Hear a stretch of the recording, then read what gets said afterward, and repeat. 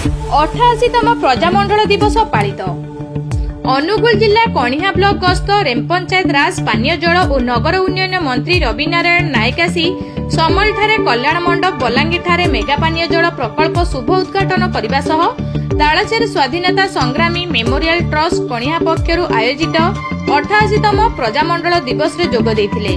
Prajamandal trust सभापति तथा पाळलहड़ा विधायक अशोक महांती अध्यक्षतार आयोजित प्रजामंडल दिवस रे मुख्य वक्ता भाव में डॉक्टर धरणीधर नाथ एवं तालचेर विधायक ब्रजकिशोर प्रधान, छेंडीपदा विधायक अगस्ती बेहेरा, बर्षियान स्वाधीनता संग्रामी बंशीधर प्रधान, जिलापाल अब्दाल एम अख्तर, तालचेर उपजिलापाल समीर जेना, एनटीपीसी कणिहा कार्यनिर्वाही निर्देशक केएम नरसिम्हा रेड्डी, कणिहा एमसीएल महाप्रबंधक दिनेश माली प्रमुख सम्मानित अतिथि रूपे योगदान करथिले।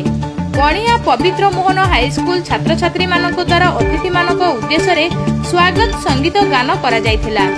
मंचासीन अतिथि मानक पक्षरु प्रदीप प्रज्वलन पर कार्यक्रम शुभारंभ होइथिला।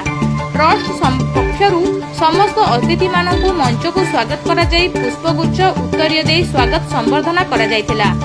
ट्रस्ट पक्षरु चलित वर्षर प्रकाशित आमे संग्रामी पुस्तक उन्मोचन पर सभा कार्य आरंभ होइथिला।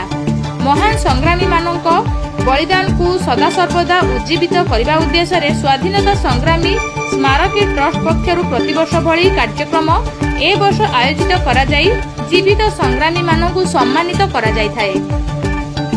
शहीद परिवार 30 जन, 22 जन स्वाधीनता संग्रामी, 18 जन शहीद संग्रामी और 5 जन पंचसखा परिवार वीर दयाद मानकु सम्मानित करा जायथिला।